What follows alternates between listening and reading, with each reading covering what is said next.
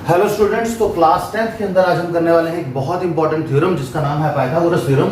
और ये पेपर में भी कई बार आ जाती है। सो चलो इसको अच्छे से सॉल्व करना सीखते हैं कि किस तरीके से इसको सॉल्व करोगे सो दैट आपके 4 नंबर पक्के से आपके हो जाए।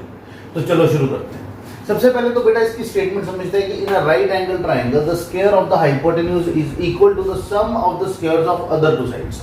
तो चलो इसको मैं डायग्राम बना के आपको समझाने की कोशिश करता हूं।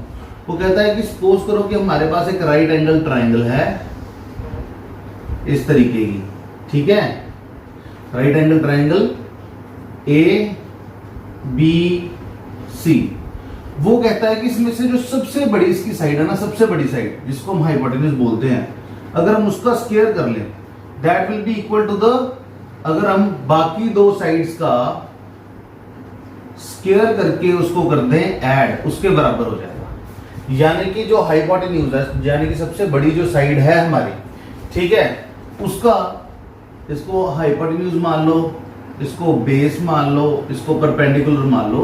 तो कहता है हाइपोटेन्यूज का जो स्क्वायर होता है that will be equal to perpendicular square plus base square, यानी कि बाकी दो साइड्स का स्क्वायर का सम होता है। तो अब आपको इसे साबित करना है। क्या करना है? इसे साबित, प्रूफ करना है इसका। तो प्रूफ करने के लिए हम क्या करेंगे, पहले इसको मिटा देते हैं सो दैट कि हमें जगह ज्यादा सारी मिल जाए और फिर हम इसको सॉल्व करना शुरू करते हैं। तो पहले इसको यहां से ये सारा कुछ मिटा देते हैं, ठीक है। तो सबसे पहले यहां पे लिख देते हैं गिवन क्या है।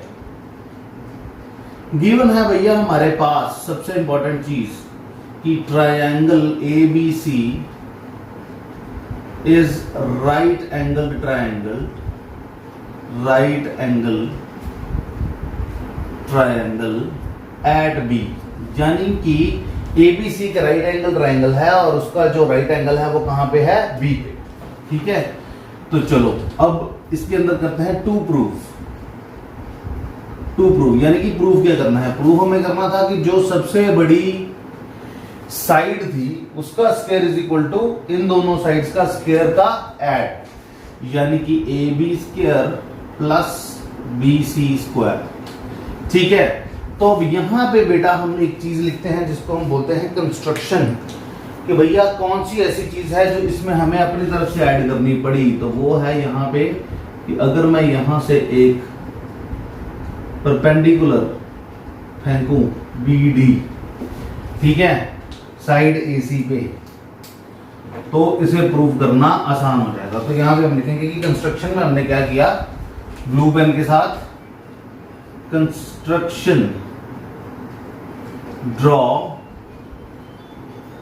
B D perpendicular to A C. तुमने B D perpendicular to A C यहां पे क्या कर दिया? ड्रॉ कर दिया। तो चलो बेटा सॉल्व करना शुरू करते हैं। अब इसको जब आपने प्रूफ करना है तो मैं आपको ये समझा दूं कि प्रूफ कैसे होना है। सबसे पहले तो बेटा देखो इसमें 3 ट्रायंगल्स बन रही है, एक बन रही है बी डी सी, एक बन रही है बी डी ए और एक बन रही है ए बी सी। और देखो सबसे इंपॉर्टेंट चीज क्या है कि तीनों की तीनों राइट एंगल ट्रायंगल है। तो आपने क्या करना है कि जो छोटी ट्रायंगल है जैसे बी डी सी, इसको बड़ी ट्रायंगल के साथ सिमिलर करना है, और ऐसे ही ये ऊपर वाली जो हमारे पास छोटी ट्रायंगल है इसको भी बड़ी ट्रायंगल के साथ सिमिलर करना है। तो चलो मैं बताऊं कैसे करना है इसको सॉल्व। तो चलो देखते हैं। अगर आप यहां पे प्रूफ लिखते हो, प्रूफ, तो प्रूफ में आपको लेना है ट्रायंगल की in triangle BDC and triangle ABC।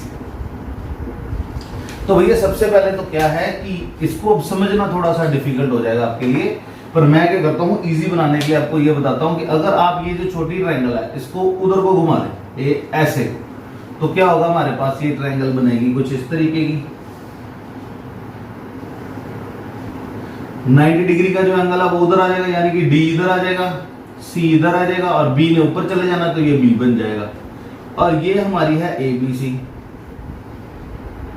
ये है ए, ये है बी, ये है सी। तो इन दोनों में अगर हमने सिमिलैरिटी प्रूव करनी है तो ये तो हमें पता है कि एंगल सी दोनों में है, तो angle C is equal to angle C, वो आ जाएगा आपका कॉमन। अब यहां पे ये 90 डिग्री का एंगल है, यहां पे ये 90 डिग्री का एंगल है, तो यहां पे होगा angle ABC, angle A B C is equal to angle B D C. Each 90 degree, each 90 degree.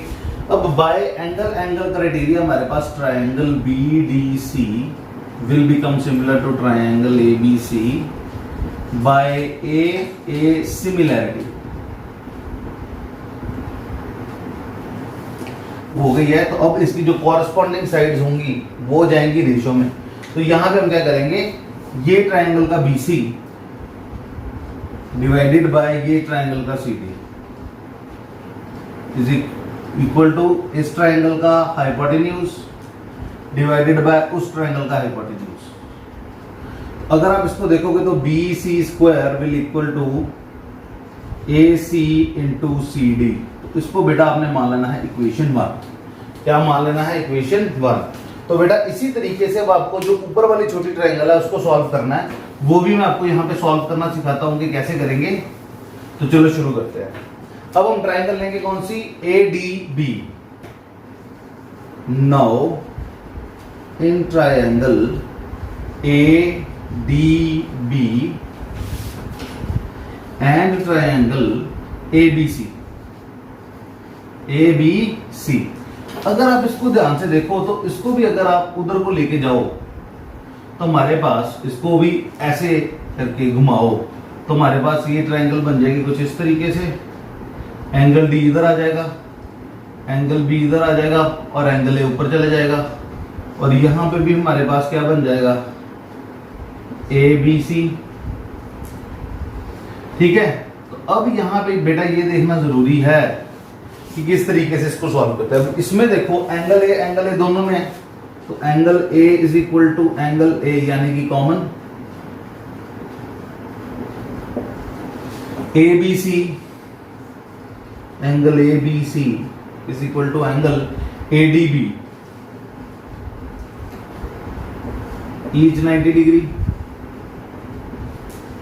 Therefore triangle ADB is similar to triangle ABC by a similarity।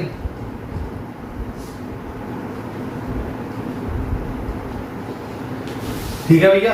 अब हमने यहाँ पे क्या करना है, ये चीज को समझना बहुत ज्यादा इंपॉर्टेंट है कि यहाँ पे फिर हम क्या करेंगे, कॉरेस्पॉन्डिंग साइड्स से रेशो। तो कॉरेस्पॉन्डिंग साइड्स की रेशो आपने किस हिसाब से लेनी है, ध्यान से देखो। सबसे पहले तो इसका हाइपोटेन्यूज AC डिवाइडेड बाय उसका हाइपोटेन्यूज व्हिच इज AB, ये AB और उसका परपेंडिकुलर आ जाएगा AD, ऐसे बन जाएगा। बस ये बात याद रखना, न्यूमिनेटर में हमेशा आपने जौन सी ट्रायंगल पहले सपोज किया उसी को लेना। जैसे इसका AC था, उसका AB था, इसका AB लोगे तो उसका कौन सा आ जाएगा, AD आ जाएगा। अब क्रॉस मल्टीप्लाई करोगे तो AB square will be equal to AC into AD। इसको मान लेना इक्वेशन 2। अब ये इक्वेशन 1 आ गई है, ये इक्वेशन 2 आ गई है, इन दोनों को हम कर देंगे add, because AB square plus BC square निकालना था ना हमने। सो by adding 1 and 2, इन दोनों को जब हम करेंगे ऐड तो क्या होगा भैया, AB square plus BC square is equal to AC into AD plus AC into CD। अब AC दोनों में है तो AC को निकाल देते हैं कॉमन और इधर बचेगा AD plus CD।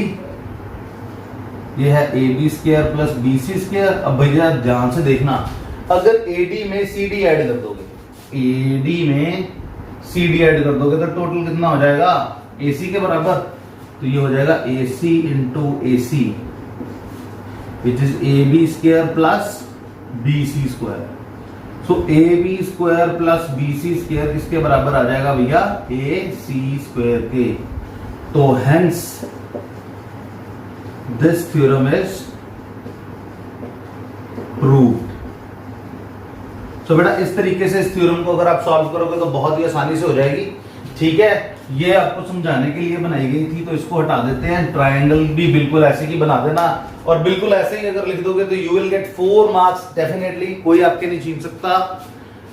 So you can note it down so that कि हम इसके आगे चल सकें।